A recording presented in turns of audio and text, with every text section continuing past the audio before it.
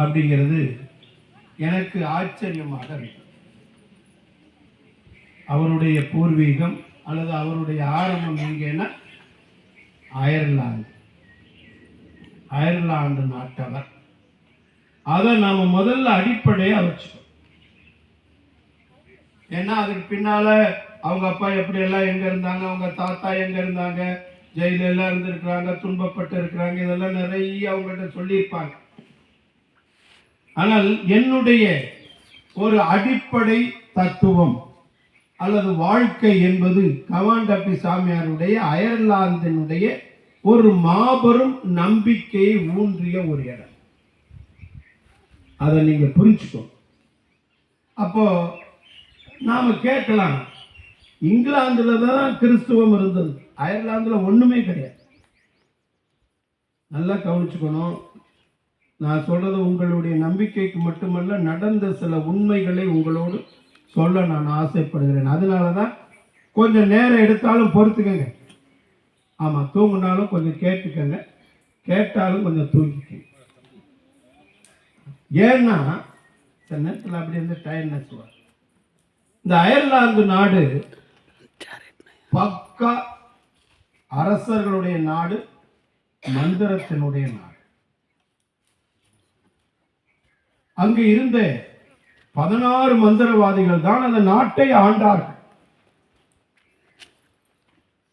அப்ப பாத்துக்கங்க எப்படி இருந்திருக்கும். இப்ப நான் சொல்ல போறத உனக்கு கொஞ்சம் கேட்க. ஏறக்குறைய ஒரு 18 வயது நிரம்பிய ஒரே மகன், அப்பா அம்மா 3 பேர். சரியா? இந்த 3 பேரும் தூங்கிக் கொண்டிருக்கிறார்கள்.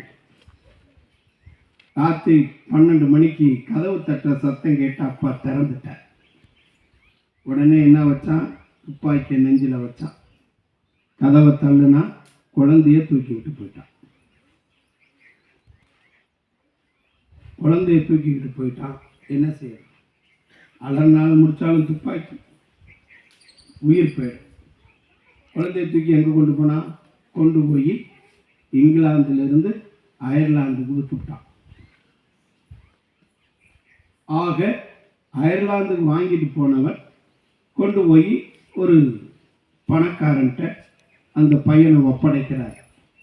நான் ஷார்ட்டா சொல்றேன், இதெல்லாம் நிறையா, இதான் மிக முக்கியம். இதில் தெரிஞ்சுக்கிட்டோம்னா கவாண்டவி எப்படி வளர்ந்திருப்பார் அப்படிங்கிறத அப்புறம் நம்ம பார்த்துக்கலாம்.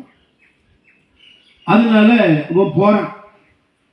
அந்த முதலாளி, தம்பி இப்படி கொஞ்சம் பாரு, ஒருத்தனுக்கு கண் இல்லை, ஒருத்தனுக்கு கை இல்லை, ஒருத்தனுக்கு விரல் இல்லை, ஒருத்தனுக்கு ஒரு கை இல்லை, இப்படி பல மக்களை பார்க்கலாம். தம்பி, என்ன சார் நீ தப்பிக்கிறேன்னு பார்த்தா கெரி இதுதான். யாருக்கிட்ட சொல்றாரு, அந்த தம்பி கிட்ட சொல்றாரு. அவனுக்கு ஒன்றும் புரியல. என்னை தூக்கிட்டு வந்தாலும் பரவாயில்ல, இப்படி கொலை பண்ண போறாங்க அப்படின்னு நினைச்சு அவனுக்கு உள்ளத்துல ஒரு வேலை. அந்த பயப்புள்ள நம்மளை மாதிரி அதை வச்சு அம்மாளுக்கு மேலே எப்படி கற்றுட்டு வந்தான்னா அதுவும் வரல. அவன் கற்றுக்கிட்டது மாத்திரம் பரலோகத்து மந்திரம் மட்டும். பரலோகத்து மந்திரத்தை விடாம கத்துட்டு இருக்கான். இப்ப என்ன செய்யறது? சரி, வந்தாச்சு, நம்ம இன்னுமே என்ன செய்ய முடியும்? காலையில் எழுந்திரிச்சான், 240 ஆட்டை கொடுத்தாரு. இதை ஓட்டிக்கிட்டு போகணும், ஒரு ஆடு குறைஞ்சாலும் இதாண்டா பொழப்புன்னார். ஆடை பார்க்காதவன், மேய்க்காதவன், என்னன்னு ஒன்றும் தெரியும் அவனுக்கு. ஓட்டிட்டு போனா ஆடு அது வாட்டுக்கு போகுது, எங்கேயோ ஆட்டுக்கு பின்னாலே போறான் அப்படியே மலை அடிவார். நம்மள மாதிரி இடம் இங்க ஆட்டை மேய்ச்சிட்டு இருக்கான், ஆட்டை ஓட்டிக்கிட்டு வர்றான், திரும்பி ஆட்டை ஓட்டிக்கிட்டு போறான். இப்படியாக நாட்கள் போகுது. இந்த முதலாளிக்கு 3 பசங்க, எல்லாமே 10 வயசு, 12 வயசு, 7 வயசு, அந்த மாதிரி ஒரு வயசு. இந்த பையன்கிட்ட லேசா அந்த 3 பிள்ளையும் ஒட்ட ஆரம்பிச்சு. இருந்தாலும் பையன் தானே, எந்த நேரத்தில் கையை வெட்டுவானே தம்பி அப்படின்னு அவன் பேசுறதுக்கு மறுக்கிறான். உடனே இந்த பசங்க, அண்ணே நீங்க ரொம்ப லவ்லி பசங்க, ரொம்ப நல்லா இருக்குங்க அப்படி இப்படின்னு அந்த பசங்க கொஞ்சம் கொஞ்சமா இருக்கு. இந்த பையன் என்ன, இவனுக்கு தெரிஞ்சது ஒன்னே ஒன்று, என்னது பரலோகத்து. அது பூரா அந்த பிள்ளைகள் கற்றுக்கிட்டான். 4 பேர் உட்காந்துக்குவாங்க, இந்த பரலோகத்து வந்துட்டு சொல்லுவாங்க. வேற ஒன்றும் சொல்ல தெரியாது. தந்தை மகன் தூய ஆவியின் பெயரால பரலோகத்து. இதுதான் சரி. ஏதோ பசங்க அப்படி சொல்லி கிடக்குதுன்னு இவர் என்ன முதலாளிய விட்டுட்டார். ஆக இப்படியே போகுது நாள். ஆக 6 வருஷம் ஏறக்குறைய ஒரு 24 23 போயிருக்கலாம். ஒரு 30 வயசுக்குள்ள அவன் ஆட்டம் மேய்ச்சிட்டு இருக்கிறான். பழகிட்டான் இந்த பசங்களோட. கரெக்டா மணி மத்தியானம் 2:30. இதே சூழ்நிலைகள் தான். இந்த சூழ்நிலைகளில் எந்த மாற்றம் இல்லை. அந்த மலையை பார்த்தா நம்ம மலை எப்படி இருக்குதோ இதே சூழ்நிலை ஆடு மேய்ச்சிட்டு இருக்கிறோம். திடீர்னு ஜீசஸ் தோன்றாரு, தம்பி பரப்புடு, என் தலையை வெட்டி விடுவான், கழுத்தை வெட்டி விடுவான், சும்மா புறப்படுகிறோம்னு சொல்லாதாமா. கோவம் சொல்றான். இந்த பையன் சொல்றான், புறப்படுறாங்க. 262 கிலோமீட்டர் நடக்கிறான். ஆனா அவனுக்கு என்னன்னா யாரும் பார்த்துடக்கூடாது, வந்துடக்கூடாது. இப்படி நடக்கிறான். கடைசியில கடற்கரைக்கு வந்துட்டான். எங்க இறங்கினானோ அந்த இடத்துக்கு வந்துட்டான்.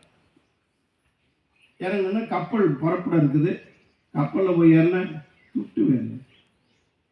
எவன் சும்மா ஓசியில ஏற்றுவான். அவன் ஏய் டிக்கெட்லாம் ஏற்ற முடியாது போடாங்க. அதில் ஒருத்தன் என்ன சொல்லினா, ஐயா இந்த மாதிரி நான் தப்பிச்சு வந்துட்டேன், எனக்கு கஷ்டமாக இருக்குது, என்னை பார்த்தா அப்போ கொண்டு விடுவாங்க. அப்படியா, சரி வா, கப்பலில் ஏற்றிக்கிட்டார். கொண்டு போய் இங்கிலாந்தில் விட்டார். இங்கிலாந்தில் விட்டுட்ட பிற்பாடு அங்கே என்ன நடக்குது அப்படின்னா, நேர அப்பாட்ட போகிறான். அப்பாவும் அம்மாவும் இருக்கிறாங்க. அவங்க பிள்ளைய பார்த்தோன்னு அவ்வளோ சந்தோஷம். அவன் போனது காலையில் 6 மணி 6:30க்கு போனான் அப்படின்னு தான் எழுதப்பட்டிருக்கு. 4 முழுசு இருந்தான்.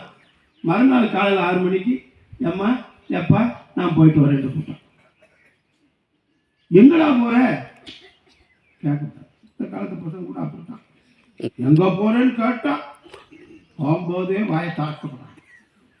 எங்க போறாங்க, ஏன்னா ஊரை விட்டா ஓடிடுவாங்க. உடனே பதில் தான். இப்படிதான் 2 நாள் பேச. அப்ப அவன் பேசிட்டு நேர் போயிட்டான்னா பங்கு சாமியாரை பார்த்தா அந்த மாதிரி இருக்குது. எனக்கு சரிடா நீ கொஞ்சம் படிடா அப்படின்னு சொல்லிட்டு அவன் எங்க 5 வருஷமா படிக்காம என்ன அது ஏறும் மண்டையில் ஒன்றும் ஏற மாட்டேன்.